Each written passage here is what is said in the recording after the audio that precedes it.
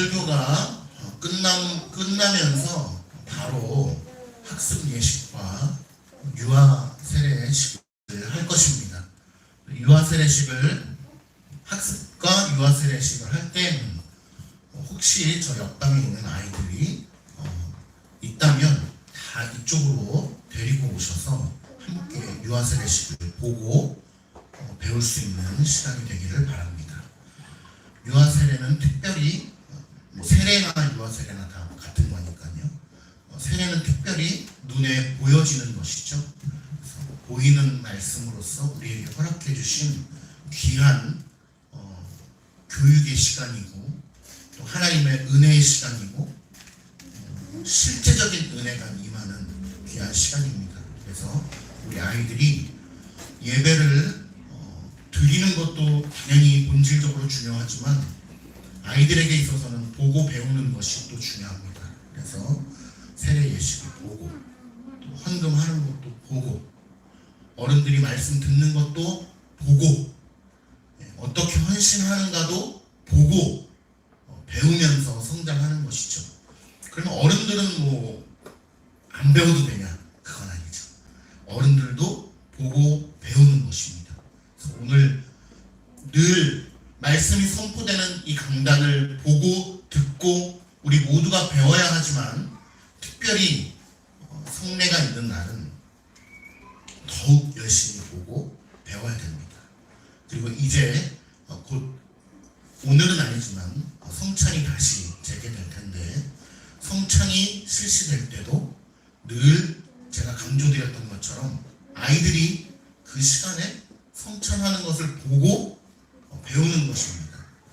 그래서 늘 아이들 입속에서 그런 질문이 늘 나왔죠. 늘 하은이가 뭐라고 했습니까? 엄마, 왜 나는 먹으면 안 되냐고. 나도 먹게 해달라고 그랬더니 거기서부터 교육이 출발하는 것이죠. 왜 어린이는 안 되는 것이며 엄마 아빠가 저 먹는 저 빨간 포도주가 어떤 의미가 있는가를 생각하면서 자라나는 것이죠. 우리도 어른도 마찬가지죠. 그것을 보면서 생각하고 내가 지금 이것을 왜 먹는 거지? 여러분 그것을 생각하지 아니하면 우리가 동물과 다를 바가 무엇이 있겠어요? 오늘 세례 예식이 학습 예식이 진행될 때도 그냥 생각 없이 그것을 본다면 무슨 의미가 있겠어요? 우리는 하나님께서 하나님의 형상대로 창조하신 귀한 사람들이죠.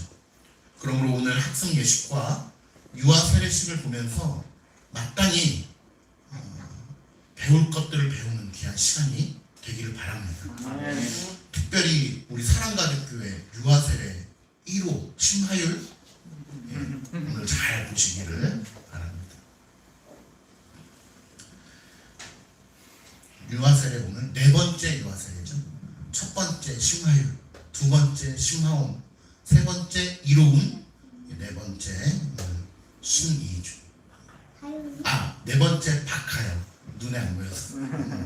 박하영. 다섯 번째 신이주입니다. 작은 교회에서 이렇게 유아 세례가 많이 베풀어졌다는 것은 참으로 복된 일입니다. 물론 우리 교회에서 유아 세례를 받지 않았어도 동일하게 귀하고 대단히 하나님의 은혜를 크게 받은 것이죠. 그러면 유아 세례를 받지 않은 사람은 그러면 복이 없는 것이냐? 그렇지 않죠. 하나님께서 또 그 인생 가운데 누군가는 유아 세례를 받지 않았지만 나이가 들어서 세례를 받게 하고 누군가는 유아 세례를 통하여 이제 성년이 되면서 입교식을 하게 하고 사람마다 다른 것입니다. 자, 오늘 말씀의 제목은 한번 같이 읽어볼까요? 시작. 하나님께서 진짜 원하시는 것은 무엇일까?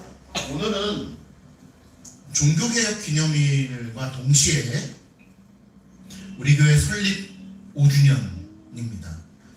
종교개혁 일 자체가 중요한 것은 아니겠지만 종교개혁의 정신을 다시금 되새겨보는 것은 대단히 중요한 일이고 아울러서 설립 기념을 기념하면서 우리 교회가 과연 어떻게 나아가야 할 것인가.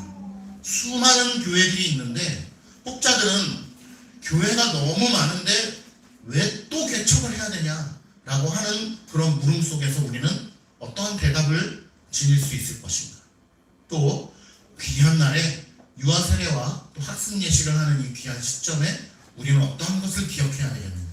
오늘 말씀을 통해서 그 사실들을 좀 다시 한번 되짚어 보기를 간절히 축원합니다.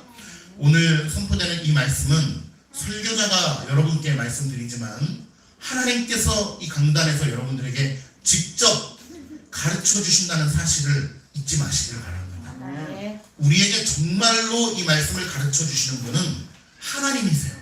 하나님께서 우리의 교사가 되어 주셔서 이 시간 우리에게 저를 통하여 여러분들에게 가르쳐 주고 계신 겁니다. 그러니까 우리가 이 말씀을 가벼이 여기지 마시고 주의 말씀을 잘 새겨들을 수 있기를 바랍니다.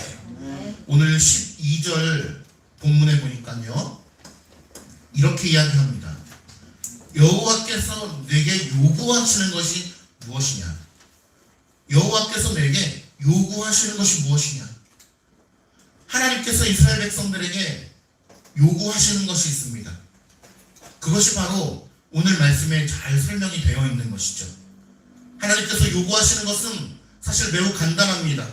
12절에 나와 있기 때문입니다. 요구하시는 것은 무엇이냐? 곧 답을 내려주고 있죠. 곧 너의 하나님 여호와를 경외하며, 첫 번째 답이 나와 있죠. 여러분 하나님을 경외하시길 바랍니다. 두 번째, 그의 모든 도를 행하고, 하나님의 도를, 법을 행하는 것입니다. 그러므로 참 믿음은 저 마음으로만 믿어요, 마음으로는 주님을 믿어요 라고 하지만 하나님께서 말씀하시는 것과 그 내용과 하나님께서 우리에게 요구하시는 것이 무엇인지에 대해서 관심이 없는 사람은 믿는 것이 아닙니다. 그것은 그냥 말로만 믿는 것이죠. 모든 도를 행하고, 세 번째, 그를 사랑하며 마음을 다하고 뜻을 다하여 내 하나님 여호와를 섬기는 것이다 라고 오늘 12절에 분명하게 답을 내려주고 있습니다. 이것이 바로 하나님을 경외하는 것이다. 하나님을 경외하는 것이란 하나님의 말씀을 듣고 청종할 뿐만 아니라 그분의 말씀을 듣고 행하고 그분의 뜻 안에서 나아가는 것이고, 그분의 뜻 안에서 여호와를 섬기는 것이다. 내 뜻대로 섬기는 게 아니고, 내 방식대로 섬기는 것이 아니고 하나님의 뜻 안에서 하나님을 섬기며 나아가는 것이다. 그것이 바로 여호와를 경외하는 것이죠. 잠언을 읽다 보면 처음부터 끝까지 주제가 무엇이냐 하면 사실은 여호와를 경외하는 심령을 견지하라는 것입니다. 그런데 믿음이, 내 믿음을 가진 자들은 그래요 목사님, 잠언 읽을 필요가 없네, 목사님이 그 잠언의 주제를 딱 알려주셨네, 여호와를 경외하라, 잠언은 패스, 읽어보나 마나 이건 여호와를 경외하라야. 그러나 내 믿음이 아니라 주께서 수여해 주신 믿음을 가지고 있는 자는 어떻게 하는 것이 하나님을 경외하는 일일까라고 하는 갈망하는 심령을 가지고 잠언을 한 절 한 절 읽어내려가게 되는 것이죠. 여호와를 경외하는 것이 지식의 근본이다, 여호와를 경외하는 것이 지혜의 근본이다 라고 하는 그러한 말씀 한 구절 한 구절이 내 가슴 가운데 예리한 검처럼 꽂히는 것입니다. 오늘 본문 14절에 보실까요? 하늘과 모든 하늘의 땅과 그 위의 만물은 본래 하나님께 속한 것입니다. 16절 보니까 그러므로 너희는 마음의 할례를 행하고, 마음의 할례를 행하라 라는 말씀을 오늘 본문에서 우리에게 최종적으로 하고 있는 것입니다.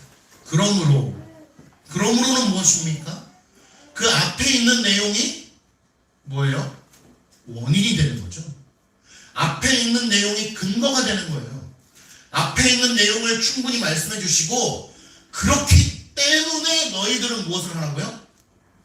마음의 할례를 행하라 라고 말씀하고 있는 장면입니다.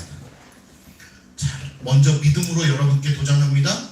마음의 할례 받기를 소망하십시오. 아멘. 마음의 할례 받기를 원하시죠? 네. 그게 뭔지 몰라도 일단은 아멘. 네. 이제 그걸 제가 설명을 드리는 거예요.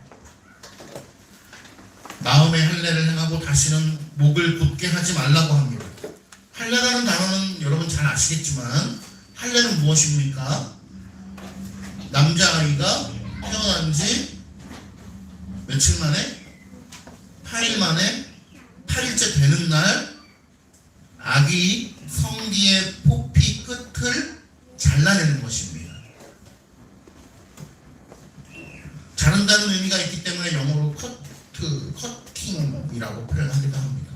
잘라낸다는 게 중요한 의미죠. 그러니까 반드시 할례를 할 때는 잘라야 합니다. 자를 때는 뭐가 필요합니까? 아주 날카로운 칼이나 가위나, 그 당시에는 칼과 가위가 없었다면 날카로운 돌 같은 것이 필요할 것입니다. 하나님께서 왜 생식기 끝에 포피를 자르라고 하셨을까? 현대 학자들은 여러 가지 추론을 하기도 합니다. 위생학적으로 그게 좋은 게 아니냐. 그래서 그 안에 곰고 악취가 나고 더럽기 때문에 어떤 소변의 잔류물이 남기 때문에 그것을 베어줌으로 말미암아 위생학적으로 그걸 좋게 하기 위해서 하나님께서 그런 것들을 하신 게 아니냐. 그 이스라엘의 대를 유지하기 위해서 하나님께서 특별한 은혜가 있는 것 아니냐라고 이야기합니다. 근데 그거는 알 수가 없습니다. 왜냐하면 성경에 위생을 위해서 내가 너희들에게 할례를 준다라고 하신 적이 없기 때문에 그렇습니다.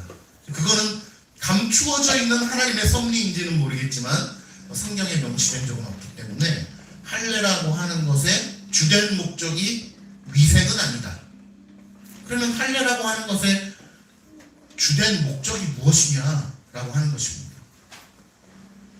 끝에 성기의 끝에 포피를 잘라내지 않으면 그 안에 소변의 잔류물이 남아서 그 안에 곰기도 하고 세균이 번식하고 악취가 나고 전염병이 생기기도 합니다. 그래서 심지어는 그것이 다른 사람들에게 옮기기까지 한다는 거예요. 그럼에도 불구하고 하나님께서 이스라엘 백성들에게 할례를 허락하신 것은 위생의 차원은 아니다. 그것이 포함되어 있을 수는 있지만 주된 목적은 위생은 아니다. 성경에 위생이 나와 있지 않기 때문에. 그럼 뭐냐라고 하는 거예요. 바로 이스라엘 백성들에게는 자신들이 하나님께 선택되었다라고 하는 표징으로서 이스라엘 백성들에게 그 할례를 명령하셨고 허락하셨다라는 거예요. 그러니까 16절에 보니까 보세요. 그러므로 너희는 마음의 할례를 행하라 라고 말씀하고 있잖아요. 그 내용이 14절 15절에 나오는 거예요. 하늘과 모든 땅의 하늘과 땅과 이 세상의 그 모든 것이 다 하나님께 속한 것인데 하늘과 땅과 자연과 만물과 이 땅의 모든 먼지 한 톨까지도 하나님께 속한 것이 분명한데 특별히 너희들을 선택하여서 하나님께서 너희가 나에게 속하였다 라고 하는 것을 가시적으로 증명해 주시고 표징을 주시기 위해서 이스라엘 백성들에게 할례를 명하셨고 그것을 허락하셨다는 거예요. 할례는 이따가 말씀 찾아보겠지만 창세기 17장 찾아보겠지만 하나님께서 이스라엘 백성들에게, 여기서 이스라엘 백성이라는 것은 그 당시에는 육적 이스라엘을 얘기하는 것이기도 하지만 전체 성경으로 봤을 때는 하나님의 택한 백성들, 영적인 이스라엘을 얘기하는 것이죠. 그 할례를 영원토록 지키라라고 말씀하셨어요. 그 할례가 신약시대에 오면서 무엇이 됐죠? 세례가 된 것입니다. 구약시대에는 육적 이스라엘만 이스라엘 백성이기도 하지만 또 이방인들도 내가 당신들의 의식을 치르고 유대인이 되겠습니다. 하나님의 백성이 되겠습니다라고 하면 될 수가 있었단 말이에요. 그런데 그 가장 중요한 의식이 뭐예요? 바로 할례예요. 그러니까 어른일지라도 이방인이 하나님의 자녀가 되고 백성이 되기 위해서는 그 율법을 다 지킬 뿐만 아니라 할례를 받고 그 입교를 할 수 있었다는 것입니다. 그러니까 쉽게 할 수 있었겠어요? 없었겠어요? 쉽지가 않죠. 성기 끝에 포피를 잘라내야 되는 것인데 그것을 잘라내고 입교한다는 것이 쉬운 일이 아닌 것이죠. 그러나 그것이 신약시대가 되면서 무엇으로 바뀌었다? 세례로 바뀌었다는 것입니다. 오늘 설교에서 그러면 왜 할례가 세례로 바뀌었냐 라고 하는 문제는 자세히 다루지 않도록 하겠습니다. 할례가 세례가 되었다. 그래서 침례교에서는 유아세례를 하지 않거든요. 왜냐하면 이유가 되게 간단합니다. 성경에 없기 때문에. 그리고 또 인간적인 마음은 무엇입니까? 아이들에게 왜 신앙을 강요하느냐. 아직 말도 할 줄 모르는 이준이에게 왜 기독교 신앙을 강요해가지고 먼저 기독교의 의식을 받게끔 하느냐. 나중에 커서 자기가 기독교를 알게 되면 그제서야 세례를 받게 하면 되지 않겠냐라고 하는 인간적인 생각 때문에 유아세례를 주지 않기도 합니다. 그런데 문제는 침례교만 그런 것뿐만 아니라 요즘에는 심각하게요. 많은 교회들이 그러고 있어요. 대단히 심각한 문제입니다. 그런 의미에서 우리 장로교가 참 훌륭한 교단이다. 그런 생각을 해요. 어쨌든 할례가 세례가 되었다. 난지 8일 만에 받던 할례가 그대로 신약시대로 이어지면서 유아세례가 된 것입니다.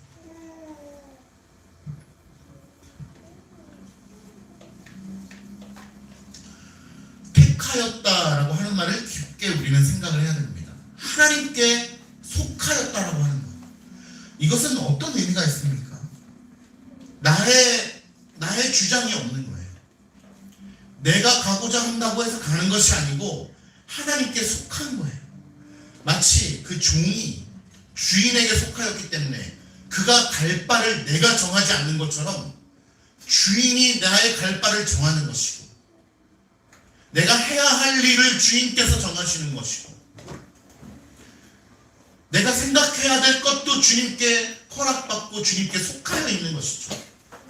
내 모든 생각과 영혼까지도 주님께 속하였다라고 하는 것을 증명하는 것이 바로 오늘 구약에서 얘기하고 있는 할례라는 것입니다. 창세기 17장 말씀을 한번 찾아볼게요. 신명기 말씀은 딱 표시를 해놓고 창세기 17장 9절에서 11절. 창세기는 찾기가 쉬우시죠? 9절에서 11절 한번 같이 읽어볼게요. 시작. 하나님이 또 아브라함에게 이르시되 그런즉 너는 내 언약을 지키고 내 후손도 대대로 지키라. 너희 중 남자는 다 할례를 받으라. 이것이 나와 너희와 너희 후손 사이에 지킬 내 언약이라. 너희는 포피를 베어라. 이것이 나와 너희 사이의 언약의 표징이라. 누가 처음 할례를 받기 시작했냐면 믿음의 조상이라고 하는 아브라함이 바로 할례를 처음 받게 되었습니다. 그래서 믿음과 할례는 뗄래야 뗄 수 없는 것이죠, 사실은. 그런데 오늘 창세기 17장 9절에서 11절에 말씀하는 것을 들어보니까 바로 무엇을 강조하고 있느냐? 하나님께서 이것은 내 언약이다. 조금 더 정확히 얘기하면 언약의 표다.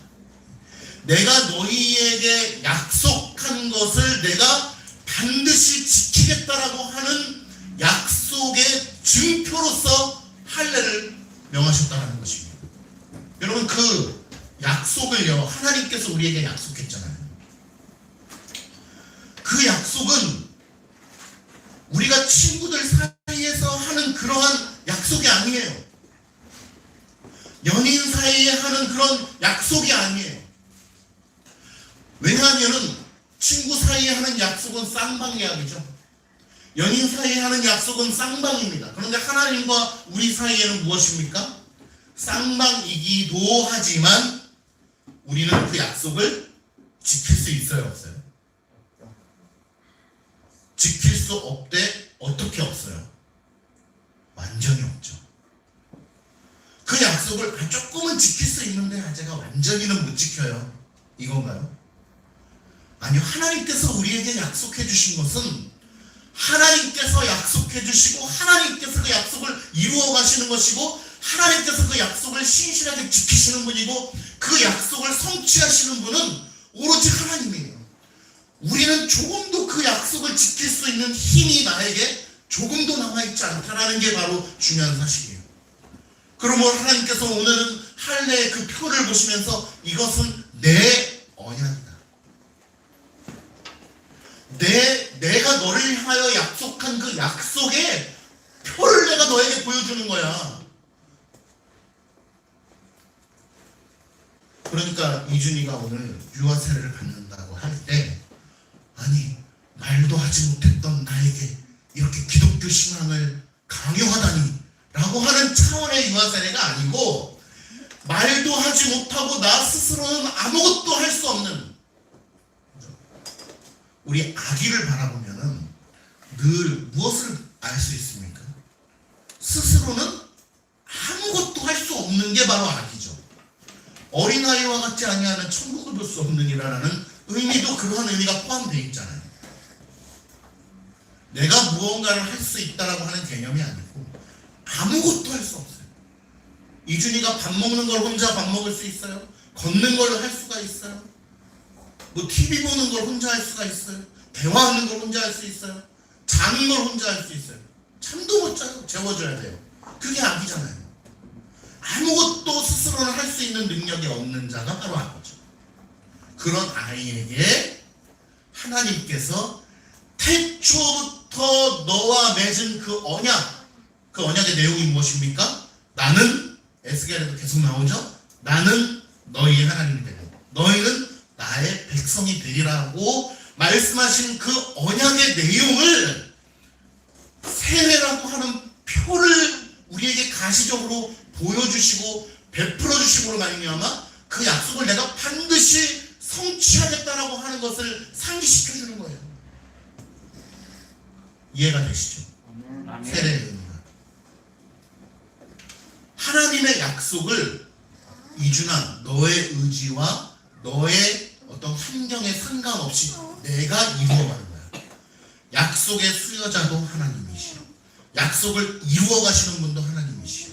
약속을 지키시는 분도 하나님이시고 끝내 그것을 이루시는 분도 하나님이시다라고 하는 것을 너무나 여실히 보여주는 게 바로 유아세례죠. 유아세례는 너무나 복되고 아름다운 것이고 하나님의 구속의 은혜를 아주 우리에게 가시적으로 잘 보여주는 것입니다. 그 언약을 대대로 지키라 라고 아브라함에게 오늘 이야기하신 거죠. 하나님의 언약 백성으로서 내가 하나님께 속했다라고 하는 것은 무엇입니까? 하나님의 말씀을 내 삶의 규례로 받아들이고 하나님 말씀 속에 속하여 살아가는 것이고 하나님의 뜻대로 살기를 간절히 원하고 하나님의 말씀 가운데 우리에게 베풀어 주신 그 은혜의 법들을 우리의 삶의 법인 줄 알고 의무로 받아들이는 거예요. 어쩔 수 없이 구원 받아볼래나 주일날 교회 좀 나가줘야지 라고 하는 것이 아니고 복 좀 받으려면 내가 구원 받았는데 헌금 좀 해야지 라고 하는 것이 아니고 하나님 앞에 구원을 얻은 자로서 마땅히 그렇게 하나님 앞에 헌신하며 나아가고 마땅히 해야 할 도리를 규례를 우리의 가슴 깊숙이 새김으로 말미암아 주의 말씀 가운데 나아가는 것입니다. 마치 자녀가 부모에게 효를 다할 때 어떻게 하겠어? 키워줬는데도 한번 갔다 와야지 라고 하는 것이 아니고 마땅히 나를 낳아준 부모요 나를 길러준 부모요 하나님께서 나의 육신의 부모를 통하여 나를 태어나게 하시고 구원의 은혜를 맛보게 하셨으니 내가 육신의 부모를 주 안에서 부모를 순종하는 것이 마땅하니라 라고 하는 하나님의 십계명의 말씀을 가슴 깊이 새겨서 마땅히 부모를 공경하는 것처럼 하나님을 공경하고 하나님을 공경한다는 표현은 좀 경외하고 하나님의 이름을 영화롭게 하고 하나님의 영광을 바라보는 것이 바로 우리의 삶의 본분이라는 것을 가슴 깊이 느끼는 거예요. 그런데 우리는 그것을 느끼질 못해요. 문제는 그걸 느끼며 살아가면 참 좋겠는데 대부분의 사람들이 그것을 느끼지 못해요. 왜? 우리의 죄악은 이미 너무나 냄새나고 깊이 젖어들어 있기 때문에. 그래서 오늘 하나님의 선택된 백성들에게 하나님께서 모세를 통하여 신명기에 말씀하시는 것입니다. 하나님께서 너희에게 진정 원하시는 것은 무엇이냐? 마음의 할례다. 왜? 육신의 남자의 성기의 포피를 칼로 베어내는 육신의 할례는 우리에게 물론 중요한 것이고 하나님께서 허락하신 것이지만 유아 세례는 하나님께서 허락하신 귀한 예식이지만 정말로 우리가 알아야 될 것은 무엇이냐? 유아 세례라고 하는 오늘의 이 예식 형식이 가리키고 있는 진짜 본질이 무엇이냐라고 하는 것을 깨달아야 된다는 게 오늘 마음의 할례를 받으라라고 하는 하나님의 명령인 것입니다. 그러므로 오늘 우리가 유아 세례를 받고 학습을 하지만 세례 예식보다 더 중요한 건 뭐예요? 진짜 세례죠. 마음의 세례죠.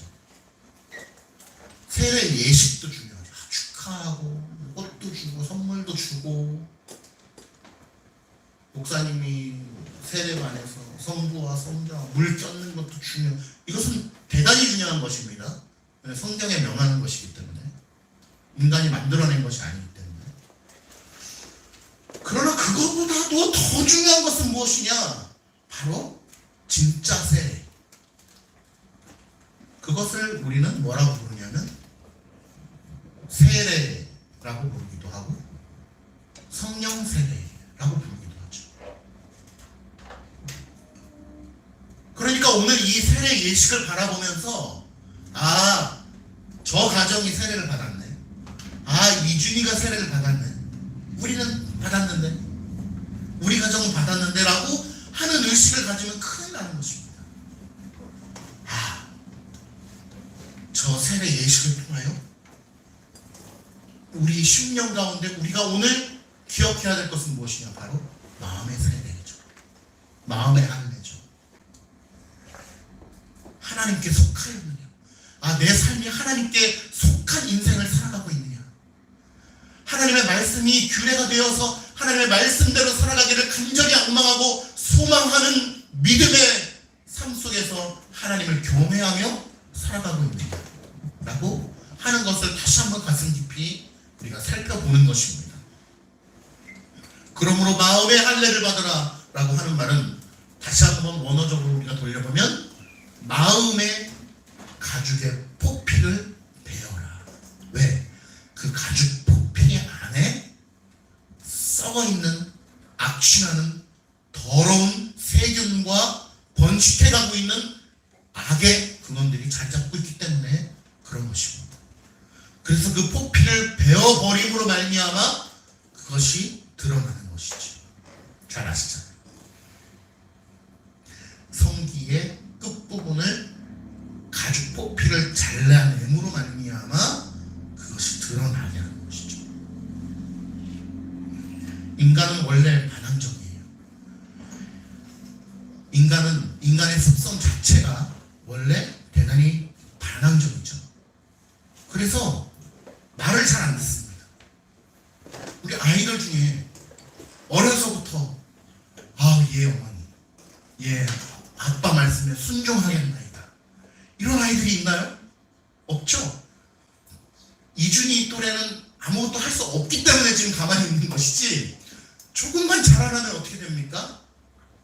첫 마디가 뭐예요? 싫어. 이런 거에는 싫어. 반항적이에요. 기본적으로 우리에게 태어난 잠재되어 있는 본성은 엄마 말을 안 듣는 거예요. 아빠 말을 안 듣는 거예요. 더 나아가서 하나님 말씀을 듣지 않는 게 우리의 본성입니다. 그렇기 때문에 마음의 할례가 필요한 거예요.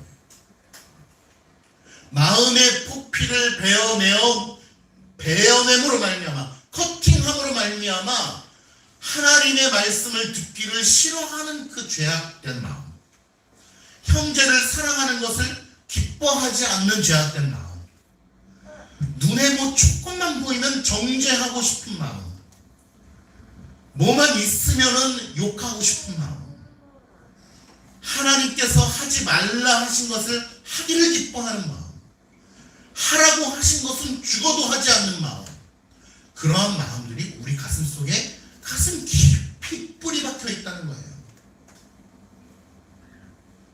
떼어낼래야 떼어낼 수가 없는 거예요. 제가 여러분께 권위를 가지고 한번 명령해 볼까요? 여러분, 오늘부터 마음의 죄악을 벗어내버리고 하나님의 뜻대로 선하게 사십시오. 아멘. 그렇게 하겠습니다. 그렇게 되나 보세요. 안 돼요. 인간의 죄성은 그렇습니다. 그러나 방법이 없는 것은 아닙니다. 바로 마음의 할례를 받는 자는 마음의 할례로 말미암아 하나님께서 그 심령 가운데 죄악된 것들을 벗겨내어 주시고 그 길을 인도하시는 자에게는 그 안에 선한 것이 피어나기 시작한다는 것이죠. 왜? 온전히 하나님께서 그 약속을 이루시기 때문에, 하나님께서 그 인생길을 인도하시기 때문에 하나님의 근원으로 말미암아 선한 것들이 피어날 수 있는 것입니다. 예레미야 선지자는 이렇게 얘기했어요. 너희는 스스로 행하여 너희 마음에 가죽을 베고 나 여호와께 속하라. 보세요. 여러분, 마음의 포피를 베어내는 것은 죄악들을 씻겨내 버리는 것이고, 그것에 대한 영적인 의미는 무엇이냐? 하나님께 속한다는 거예요. 아마 여러분들의 마음 가운데 모두 다 그게 쉽지 않지만 하나님께 속하여 주의 규례로 살기를 원하나이다 라는 마음의 갈망함이 있을 것입니다. 마음의 가죽을 벗기는 할례예요. 마음속 깊은 곳에 하나님의 말씀을 듣기를 싫어하는, 교회에 헌신하는 것을 싫어하는, 형제를 위하여 희생하는 것을 싫어하는 그러한 마음들이 우리 안에 가득히 있는데, 그러한 것들을 벗겨내는 것입니다. 그러므로 말미암아 우리의 마음이 하나님께 속하는 것이죠.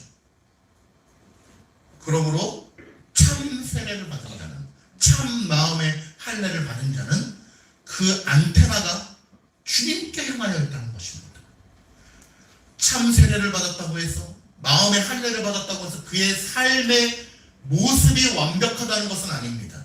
우리는 여전히 이 땅 가운데 살아갈 때는 죄의 유혹 가운데 있고 죄의 유혹에 넘어질 수밖에 없을 거예요. 여전히 하나님의 말씀을 듣기를 싫어하는 본성이 우리의 심령 가운데 여전히 가득가득 자리 잡고 있다는 것입니다. 그러나 참 하나님께 속한 자의 특징은 있어요.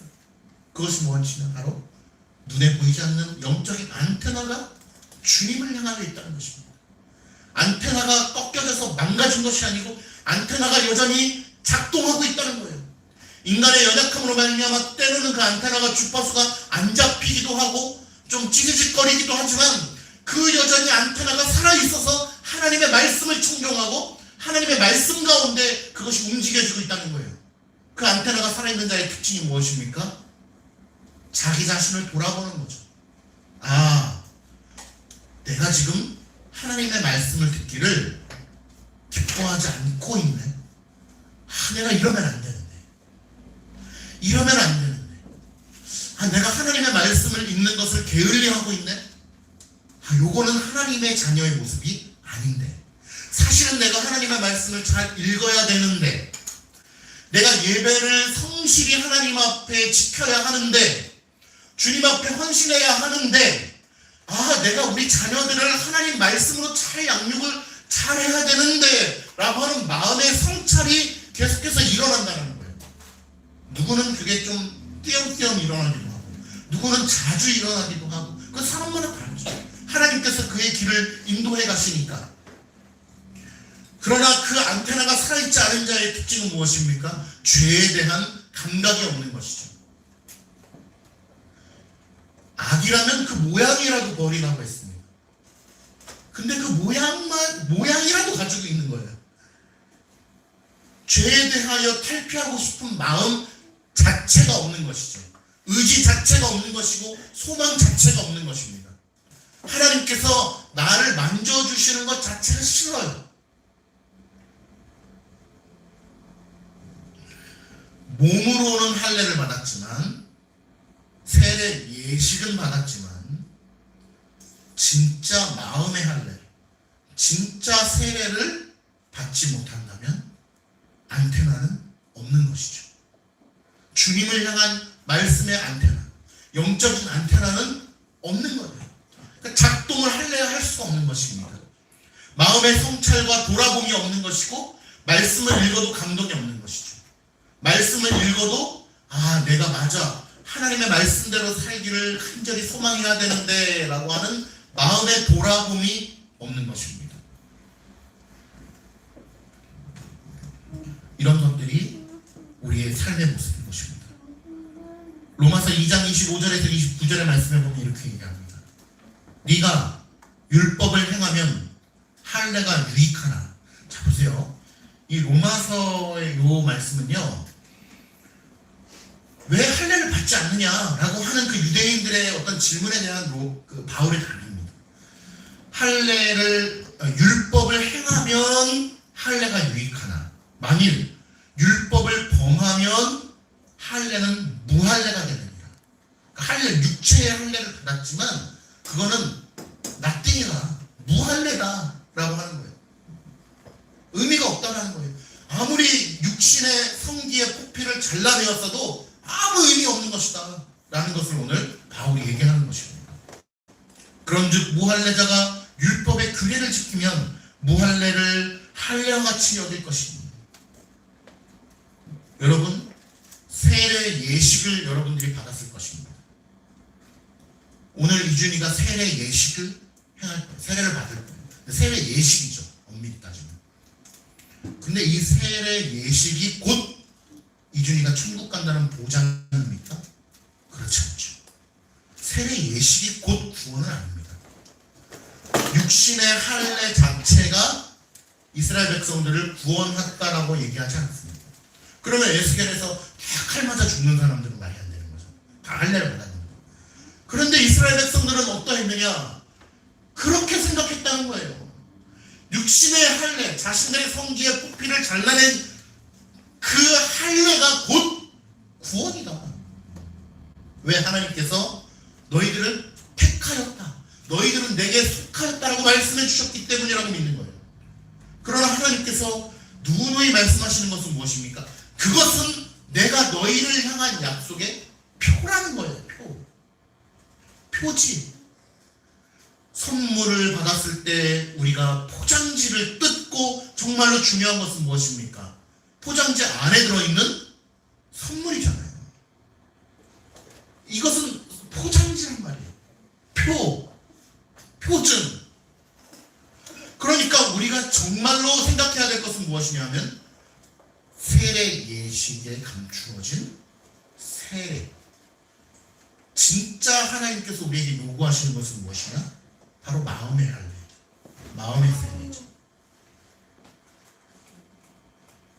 그러므로 사도 바울이 오늘 로마서 2장에 할례는 마음의 할지니 라고 이야기하고 있습니다. 너희들 그 할례 마음의 해. 육신에 하는 할례가 너희들의 구원을 보장해 주는 게 아니야 라고 이야기합니다. 여러분, 우리가 받는 이 세례 예식이 곧 우리의 구원을 결정하는 것은 아니지만 이 세례 예식을 통하여 하나님께서 우리에게 바라보라고 명령하시는 것이 있다는 거예요. 그것은 곧 하나님의 약속이에요. 너희 조상대로 대대로 내려온 하나님의 약속, 언약. 그 언약의 백성임을 우리가 믿고 그 소망 가운데 의지하고 살아가는 것입니다. 그러니까 나는 세례를 아직 받지 않았는데 라고 해서 여러분이 구원을 못 받았다든지 나는 세례를 받았어 라고 하니까 무조건 구원받았다든지 라고 하는 의미가 아니라는 것이죠. 정말 중요한 건 뭐예요? 예수 그리스도께서 하나님께서 여러분에게 직접 베풀어 주시는 그 세례가 중요한 것이죠. 그 세례를, 그 마음의 세례를 받은 자의 특징이 무엇이냐? 바로 안테나가 살아있는 거예요. 주님의 말씀에 반응하는 것입니다. 주님의 말씀 읽기를 기뻐하고 하나님 뜻대로 살아가기를 기뻐하는 거예요. 물론 우리는 한 사람의 인생을 평가할 때 함부로 평가할 수가 없습니다. 그 사람이 안테나가 있는데 안테나가 잠깐 찌직거리고 있는 건지, 안테나가 있는데 안테나가 부러진 건지, 안테나가 처음부터 없었는지, 그런 것들을 인간의 눈으로 함부로 판단할 수는 없어요. 그러나 판단할 수는 없지만 말씀에 비추어 보아 분별할 수는 있어요. 믿음의 눈을 부어주신 여러분 성도들에게 하나님께서 그런 분별의 눈을 저는 주신 줄 믿습니다. 그 누구를 분별해야 되냐? 김집사, 이 집사님. 내 눈에 보이는 누군가를 분별하려고 하지 마세요. 그것은 목회적 차원에서 목사와 장로에게 넘겨주시고 자기 자신을 분별해야 돼요. 거울을 쳐다보셔야 돼요. 영적인 거울은 무엇입니까? 말씀이에요. 하나님 말씀을 펼치고 나 자신을 바라봐야 돼요. 내 안테나가 살아있나? 내 차가 덜컹덜컹 거리는데 그런 사람 없잖아요. 내 차가 지금 본네트에서 지금 연기가 피어오르고 있는데 옆에 차 가서 당신 차 한번 좀 점검 좀 해봅시다. 이런 사람은 없잖아요. 내 차의 본네트에서 연기가 피어오르면 내 차를 세우고 내 차의 본네트를 열고 어디가 고장났는지, 어디를 수리를 해야 되는지, 뭐가 필요한지, 엔진 오일을 넣어줘야 되는지, 냉각수를 넣어줘야 되는지를 살펴봐야 되는 거잖아요. 지나가는 차 세워가지고 당신 차를 좀 봅시다라고 이야기하는 것은 어리석은 일이잖아요. 오늘 여러분 말씀의 거울을 통하여 나 자신을 분별해 봐야 돼요. 하나님, 저는 어떤 상태입니까? 그것이 여러분 어려우면 목회자와 상담해야죠. 그런 것을 위해서 제가 이 자리에 서 있는 거지. 장로님이 이 자리에 서 있는 겁니까?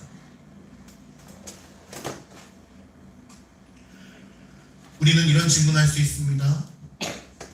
마음의 세례 좋습니다. 마음의 세례를 받고 싶습니다. 그러한 삶을 살고 싶습니다. 어떻게 해야 마음의 세례를 받을 수 있습니까? 라고 질문할 것입니다. 제가 여러분들께 마음의 할례를 받고 싶은 사람 손 들어보세요 라고 얘기한다면 아마 모두가 다 손을 들고 그렇게 되고 싶습니다. 내 부족하지만 하나님께서 내 마음을 붙드시고 하나님의 주권과 그 은혜 가운데 내 삶을 인도해 주시기를 간절히 청합니다 라고 믿음의 손을 아마 드실 줄 믿습니다. 그렇다면 다음 이야기 드리는 것을 잘 새겨 들으시길 바랍니다. 첫 번째, 마음의 할례가 왜 필요하다고 그랬죠? 포피 속에 뭐가 있기 때문에, 소변 잔류물로 인한 세균, 더러운 것들, 번식하는 악한 것들 있다고 그랬잖아요. 마음의 포피 안에 뭐가 있다고요? 죄악들이 있죠. 더러운 것, 냄새나는 것, 악취나는 것. 심지어 그 죄악들은 남에게 옮겨요.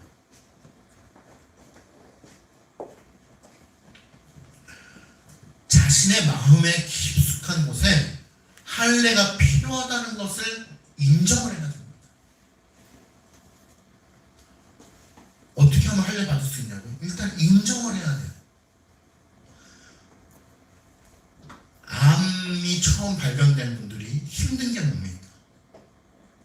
내가 암이라는 사실을 인정하는 게 힘들어요. 그저 열심히 살아온 나에게 왜 인정이 안 되는 거예요? 팩트는 MRI에서는 암이 보이지만 내 심정 가운데, 감정 가운데 그것이 인정이 안 되는 거예요. 그런데 그 종양을 제거하려면 어떻게 해야 됩니까? 의사가 붙들고 손발을 묶어서 억지로 수술대로 끌고 가지 않죠. 환자를 설득합니다. 당신이 가지고 있는 이 병은, 그러면서 환자를 설득하죠. 환자로 하여금 그것을 인정하게끔 만드는 것입니다.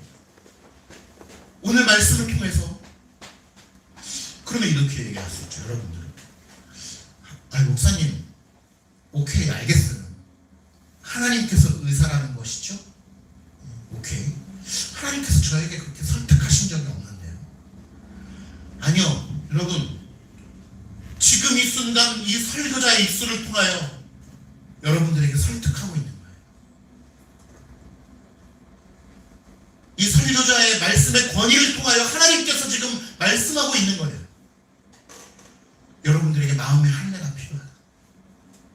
그것을 인정해야 돼요. 그것이 굉장히 중요합니다. 이것은 영적인 눈이 뜨여져야만 그것을 인정할 수 있는 거예요. 나의 죄의 비참함의 상태를 알기 위해서는 영적인 눈이 떠져야 되거든요. 내가 가지고 있는 이 죄악의 뿌리 깊은 이 속이 너무나 악취나는구나. 너무나 더럽구나. 이거는 보여줄래야 보여줄 수가 없구나라는 것을 가슴 깊이 깨달아야 돼요. 죄의 비참함을 깨닫는 것이죠. 근데 우리는 그걸 깨달을 수가 없어요. 하나님께서 그것을 깨닫게 해주셔야 되는 것이죠. 그러나 하나님께서는 만물의 주권자이시고 우리의 생각까지도 그분께 속한 창조주이시오 구원자이시지만 우리를 로봇처럼 대하는 분이 아니에요. 우리의 생각을 조정하셔서 이제 저는 생각을 바꿔서 내가 깨닫게 해야지, 나를 로봇처럼 대하시는 분이 아니에요. 지극히 인격적으로 여러분들을 오늘 설교를 통하여 여러분들에게 설득하고 있는 것입니다. 권면하고 있는 것입니다. 때로는 징계하고 있는 것입니다. 여러분들의 심령 가운데 그 악취나는 죄의 비참함 가운데 마음의 할례가 필요하다는 것을 하나님께서는 여전히 여러분들에게 말씀으로 권면하고 있는 거예요. 마음속 깊숙한 곳에 포피 안에 자리 잡고 있는 악취나는 그 죄악들을 인정해야 돼요. 암이 발견되었을 때 우리가 암도 그 종양도 내 몸의 일부니까 의사 선생님 떼어내지 마십시오. 그 세균이 번식하고 있는데 이거 떼어내지 마십시오라고 하는 것은 어리석은 일이죠. 물론 의학적으로는 어떤 다른 경우의 수가 있을 수 있지만 영적인 종양을 발견했을 때, 영적인 악취를 발견했을 때 그것을 씻어내지 않으면 어리석은 일입니다. 악취나는 골문 그런 상처들이 우리 안에 있음에도 불구하고 여전히 나는 이것을 품고 살아갈 거야. 너무나 좋아요. 왜냐하면 우리는 죄를 죄로 인식할 수 없기 때문에 그래요. 인간이 죄를 죄로 인식할 수 있는 근거가 무엇입니까? 하나님의 조명하심 때문이에요. 말씀을 통한 조명하심이 우리 가운데 비추어졌기 때문에 죄를 죄로 인식하는 거예요. 하나님을 믿지 않는 사람도 살인죄를 죄라고 여깁니다. 왜 그렇죠? 인간의 본성 자체가 착해서인가요? 아니요. 하나님께서 불신자들의 사회 가운데도, 이 세상 모든 사회 가운데도 일반은총이라고 하는 그런 도구를 통하여 빛을 비추어 주셨기 때문에 이 삶이 질서가 유지되고 있는 거예요. 이 나라가. 불신자들은, 하나님을 믿지 않는 자들은 다 사람을 죽여도 이건 죄가 아니야 이러지 않잖아요. 왜? 하나님의 빛이 그들 가운데 일정 부분 비추어지고 있기 때문에 그런 것입니다. 그런데 우리에게는 어때요? 말씀을 통한 빛이 비추어지고 있다는 거예요. 이 세상의 일반 어떤 사람들에게 비추어지는 빛과는 비교할 수 없는 높은 선명한 예리한 하나님의 빛이 우리에게 비추어지고 있다는 것입니다. 그러한 것들을 우리가 잘 깨닫고 마음의 할례가 필요하다라는 사실을 인정하는 것, 그것이 먼저 수반되어야 되는 것이죠. 결코 믿음의 사람은 하나님께서 나를, 내 마음을 변화시키려면 변화시키시겠지, 나는 뭘로 하나님께서 나를 변화시키려면 시키시겠지 라고 하는 무책임한 태도는 신자의 모습이 아니죠. 하나님은 여러분을 너무 사랑하시기 때문에 너무나 인격적이고 상식적인 방법으로 여러분들을 설득하고 권면하고 계시기 때문에 그래요. 두 번째는 바로 마음의 할례가 필요하다라는 사실을 인정한 이후에는 무엇이 필요하냐? 바로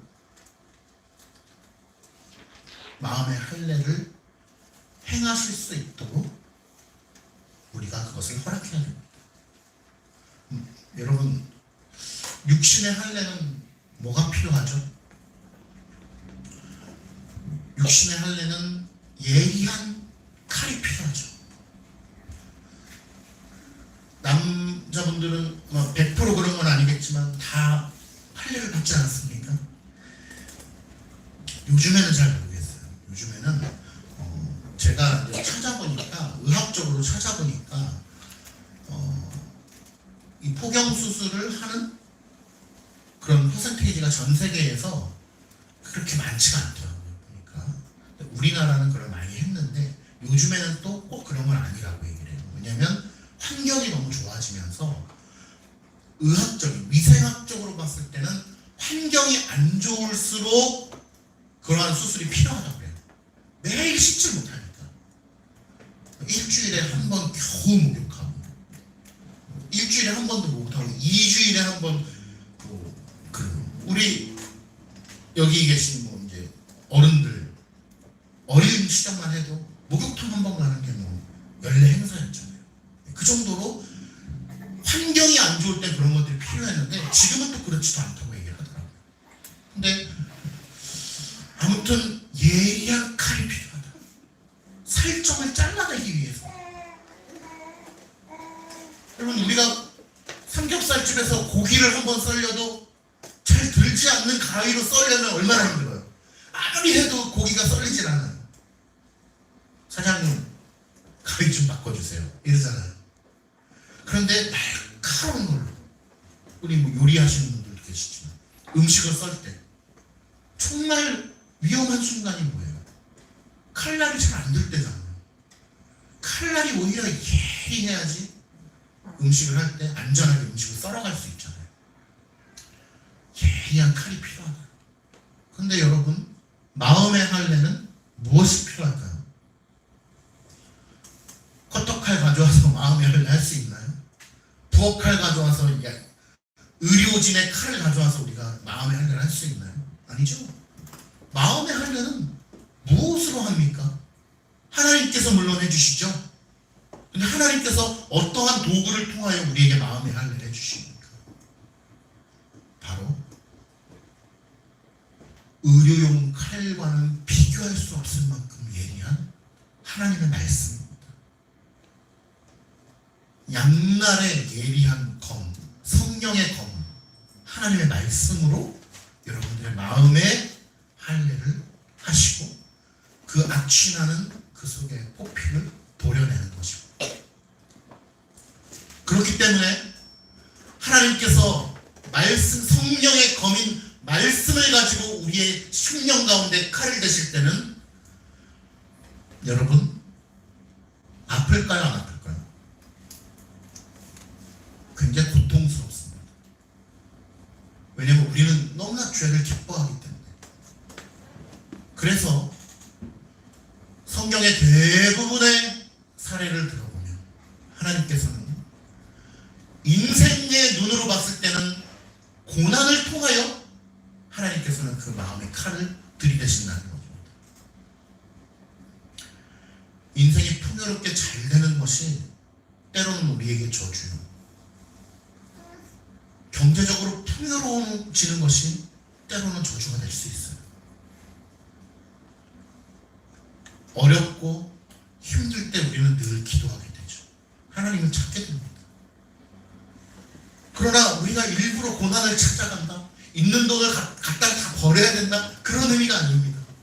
하나님께서는 인생 가운데 각자의 삶 속에 맞게끔 때로는 광야를 허락하시고, 때로는 가나안 땅을 허락하시고, 때로는 적군과 싸워 이겨야 될 것이고, 때로는 자기 성찰이 필요하고, 여러 모습을 통하여 하나님께서 우리의 인생을 만들어 가신다는 거예요.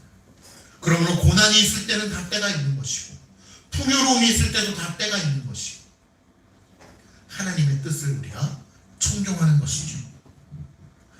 그러므로 다시 한번 말씀드립니다. 하나님의 예리한 성령의 검으로 우리의 마음의 부피를 벨 수 있도록 하나님의 은혜를 사모해야 됩니다.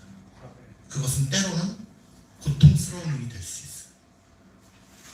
말씀으로 우리의 마음을 휘젓는 것은 매우 고통스러운 일이 될 수 있다는 것입니다.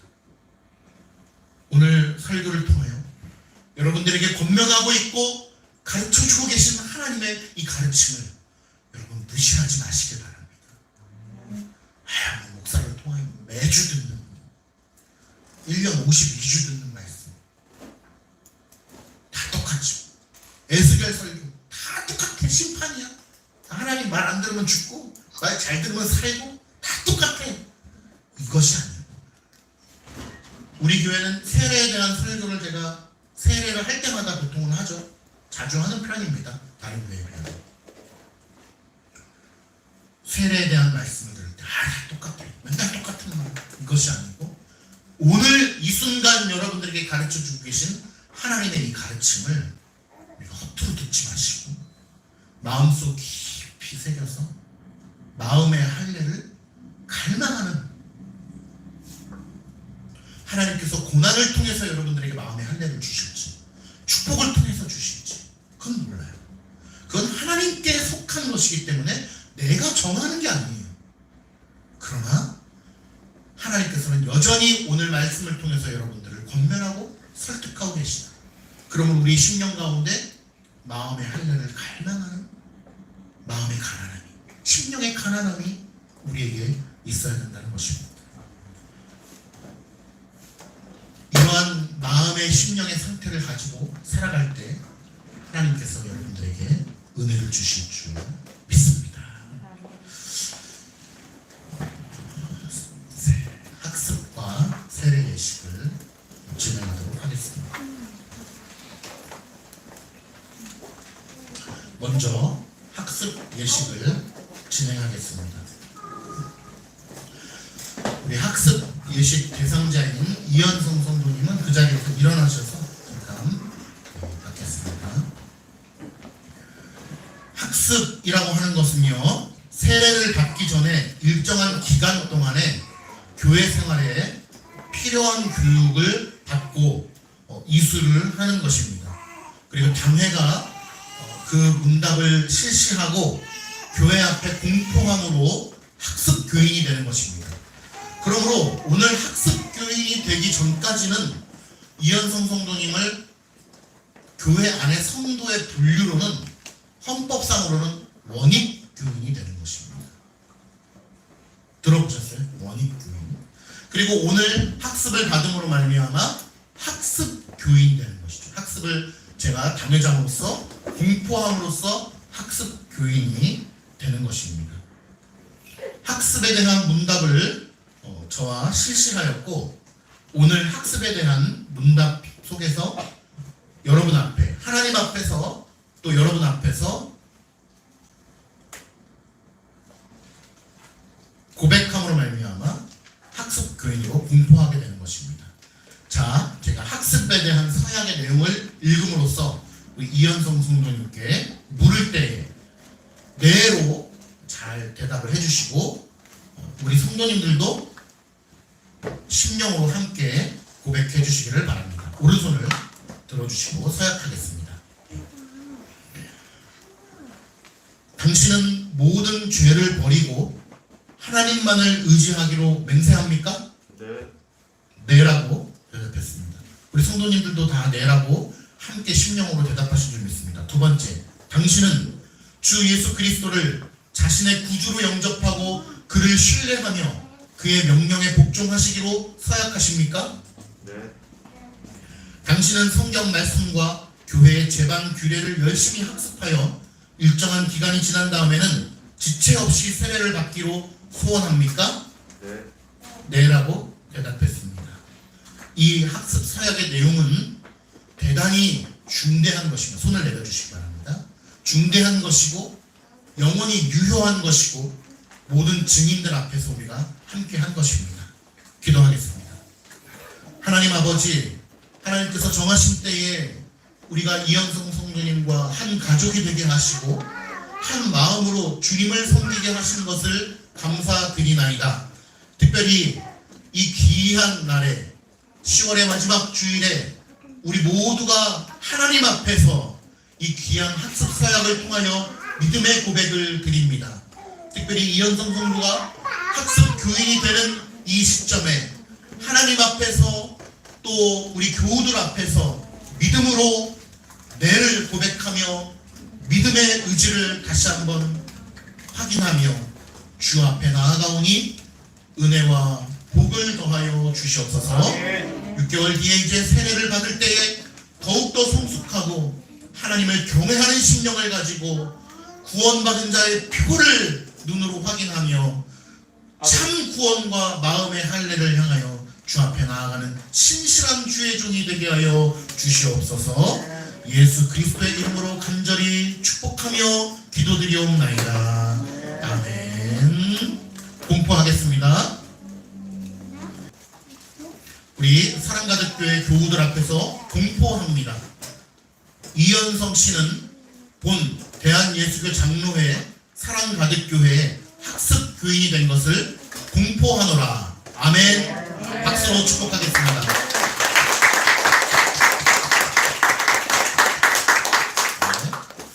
이따가는 이따가 우리 축복송 부를 때 함께 드리도록 하겠습니다. 그 다음 유아세례입니다. 유아세례 자 앞으로 나오세요. 여러분, 유아세례는 매우 기쁜 것이고 하지만 또 아주 중대한 사건입니다. 유아세례를 받기를 원하는 부모는 그 뜻을 목사에게 알리고 부모 중에 1인 혹은 양친이 그 세례받을 어린이를 정한 시간에 당회 앞으로 데리고 나와서 문답을 받아야 합니다. 제가 지난주에 정식으로 문답을 진행했습니다. 목사는 유아세례를 받기 원하는 부모에게 하나님의 말씀으로 자녀를 교육하며 성경의 원리를 따라 양육하고 부모가 친히 신앙생활의 모범이 될 것을 권유하여야 합니다. 유아세례에 서약하겠습니다.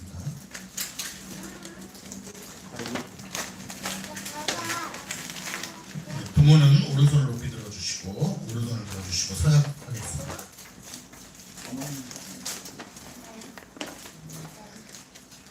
여러분은 이 아이에 대한 예수 그리스도의 보혈로 죄 씻음을 받아야 하고 성령의 은혜로 새롭게 되어야 한다는 필요성을 인식하십니까? 네.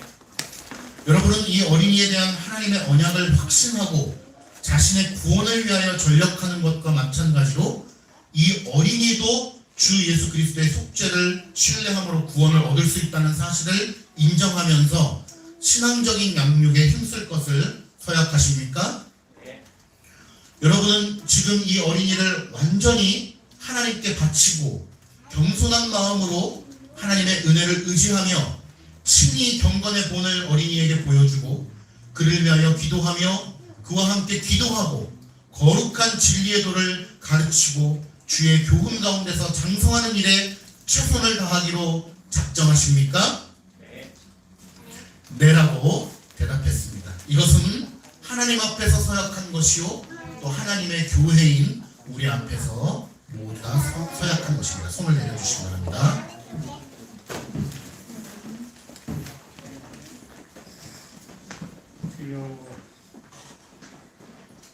여러분 잘 보세요. 이것은 하나님 앞에서 하는 거예요. 하나님 앞에서 하는 거예요. 누가 사탕 먹고 있는 거예요? 사탕 먹지 말고. 하나님 앞에서 하는 거예요. 그리고 성도들 앞에서 하는 거예요. 이것은 하나님께서 우리 이준이를 영원토록 구원해 주시겠다라고 하는 것을 하나님께서 보여주시는 거예요. 그러므로 우리는 이것을 보고 믿음으로 평생을 하나님을 경외하면서 하나님을 섬기면서 살아가는 것입니다. 하나님의 언약의 백성 신이준에게 내가 성부와 성자와 성령의 이름으로 세례를 주노라. 아멘. 아멘. 박수로 축복하겠습니다. 사진 촬영.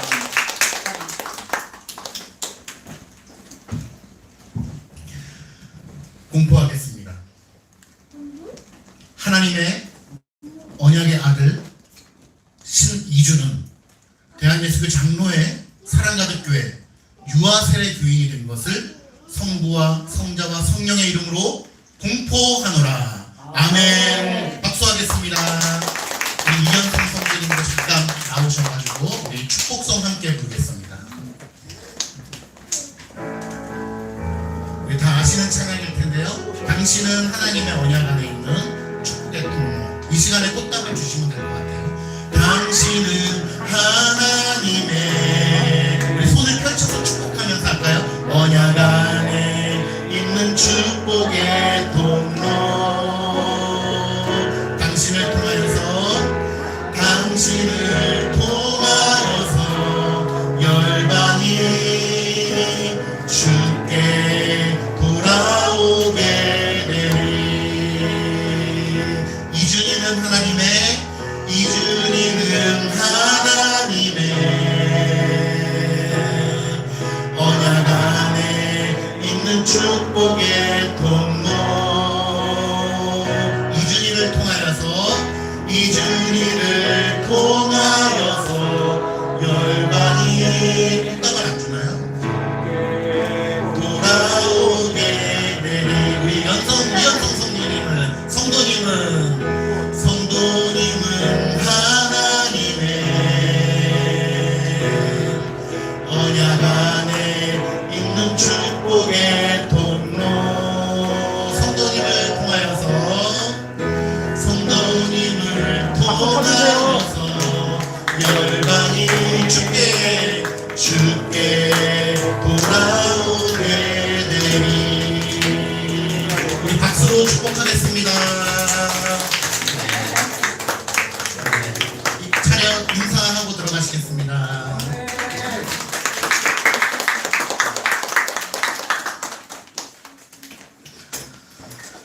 감사합니다. 이제 이현성 성도님은 6개월 뒤에 세례를 받게 됩니다. 세례에 대한 설교를 그때 다시 한번 하게 될 것이고요. 오늘 이준이는 유아 세례를 받았기 때문에 대한예수교 장로회 사랑가족교회 유아 세례 교인이고, 또 유아 세례 증서는 사진과 함께 다음 주에 배부하도록 하겠습니다. 이제 이준이는 헌법에 의거하여서 만 14세 이후에 입교를 통하여 입교 교인이 될 수 있는 것입니다. 그렇게 기도하면서 이준이가 앞으로 커나갈 때에 우리 모두가 다 그를 위하여 기도하는 것에 동참하는 것입니다. 그리고 오늘 사진도 함께 찍어주셔야 돼요. 왜냐하면 이준이와 또 학습, 이현성 성도님 학습에 우리 모두가 증인이 되어주는 거예요. 우리가 다 함께 이 예식의 증인이 되어주는 것입니다. 이해하셨죠? 네. 찬송가 585장 부르면서 하나님께 헌금 드리겠습니다.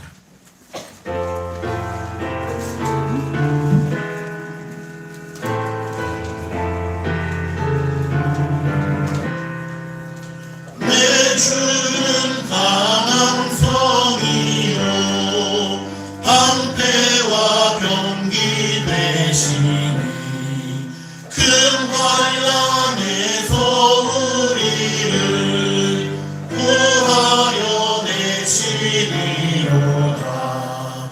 옛 원수 마귀는 이때도 힘을 써 모략과 권세로 무기를 삼으니 전하에 누가 당하랴. 내 힘만 의지할 때는 패할 수밖에 없구나. 힘 있는 장수 나와서 날 대신하여 싸우네. 이 장수 누군가 주 예수 그리스도 만군의 주로라.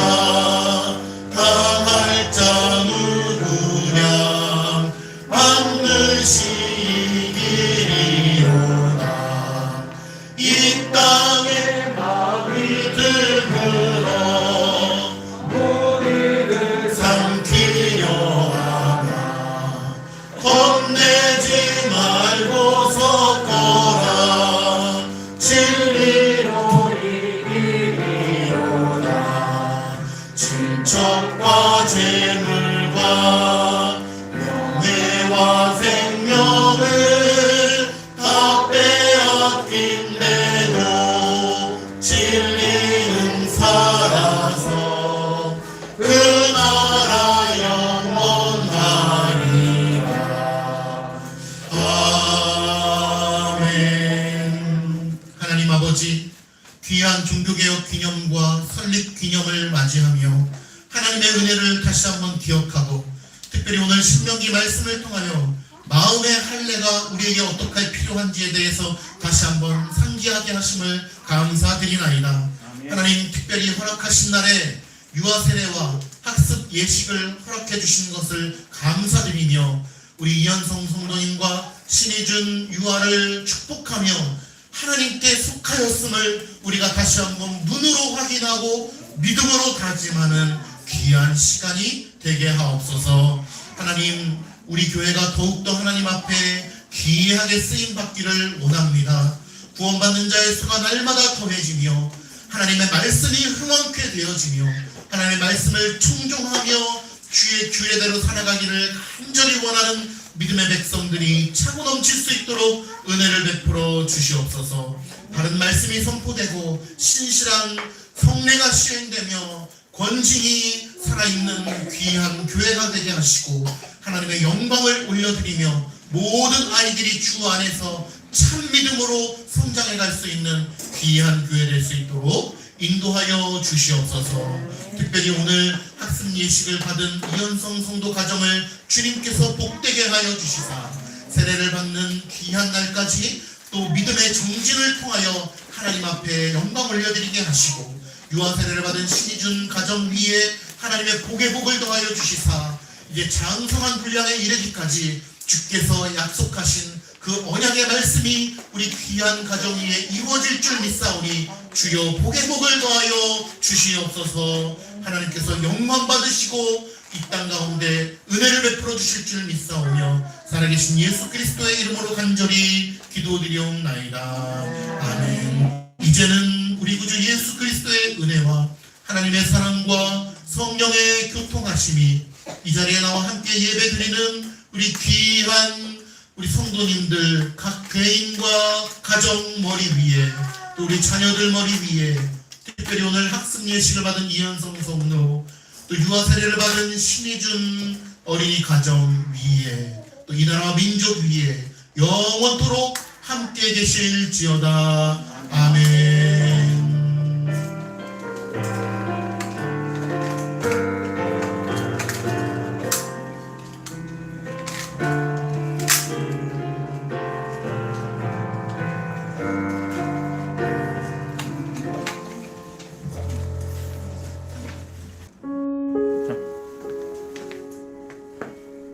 누르기만 하면 되는 거예요? 네, 여기요.